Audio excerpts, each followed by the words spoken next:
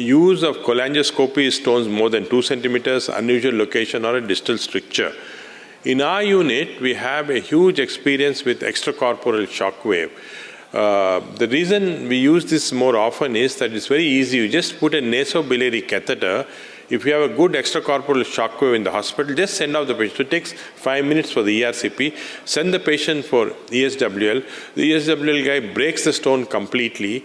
And then when you come back after, say, half an hour, you don't even have to do an ERCP. You just have to flush, and all these fragments completely come off. So this for us is an advantage because it saves the endoscopist's time. It's much easier procedure to do, so we use it a lot. We reported a large series where we successfully fragmented these stones.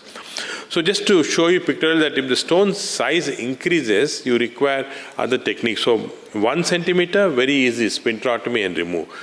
1.5, balloon sphincteroplasty. 2 centimeters, mechanical lithotripsy and remove.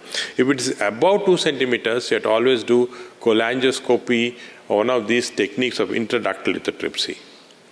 For very large stones, if you actually cannot take, or you don't have all these very high-end procedures in your hospital, a simple technique is to put in a stent. I would suggest even 2 stents. Put in 2 7-French stents, and you come back after 3 months, you'll find very surprisingly, the stone size has come down. Sometimes it's fragmented because the stents are acting in it. And in fact, even ESG guidelines would suggest this, and this is a Japanese study.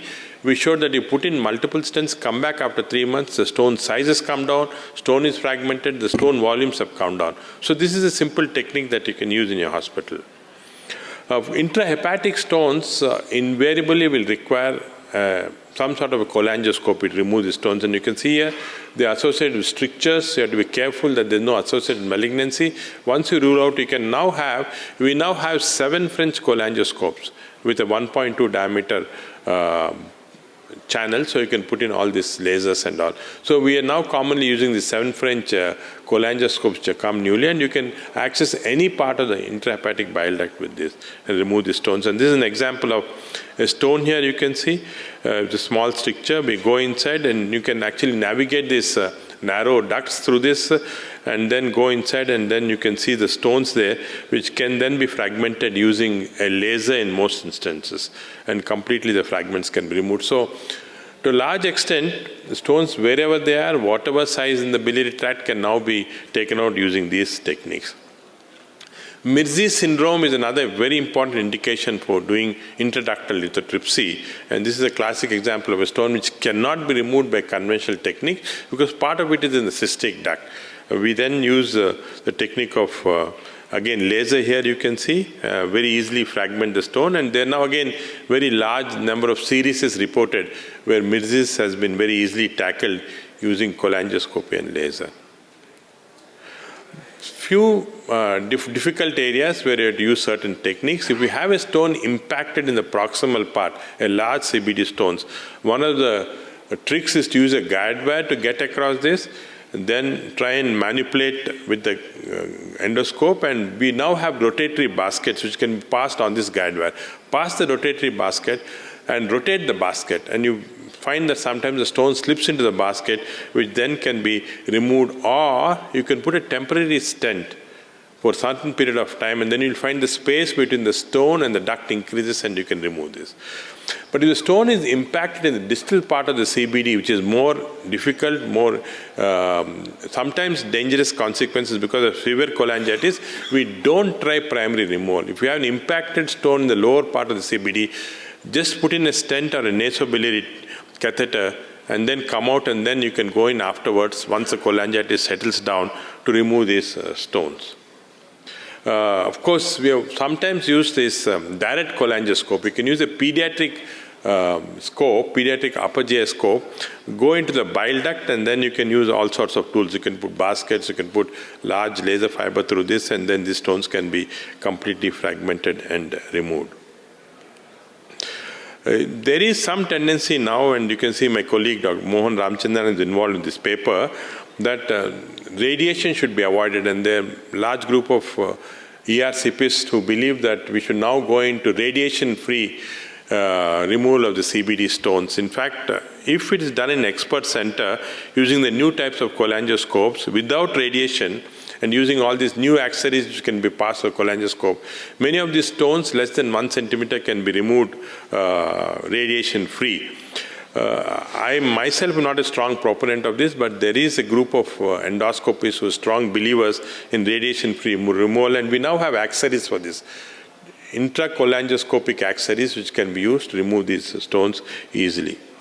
So this is sort of a chart algorithm to show you what we do. If it's a difficult stone, usually 1.5 to 2 centimeters, the stone is not impacted, we would do a endoscopic papillary large balloon dilatation, and stone can be removed. If the stone cannot be removed because the stone CBD ratio is less than 1, then mechanical lithotripsy can be done. If the stone CBD ratio is more than 1, you can never remove this by mechanical lithotripsy. Always, so that's the reason why you should measure the stone size and the CBD below size. If it's more than 1, then you have to go for some form of lithotripsy using a cholangioscope. In spite of all this, if you can't complete or you have done it partially, my suggestion is put in a biliary stent, come back after 2 or 3 months, and then you can be very successful in most of these cases. This is the algorithm we would normally use.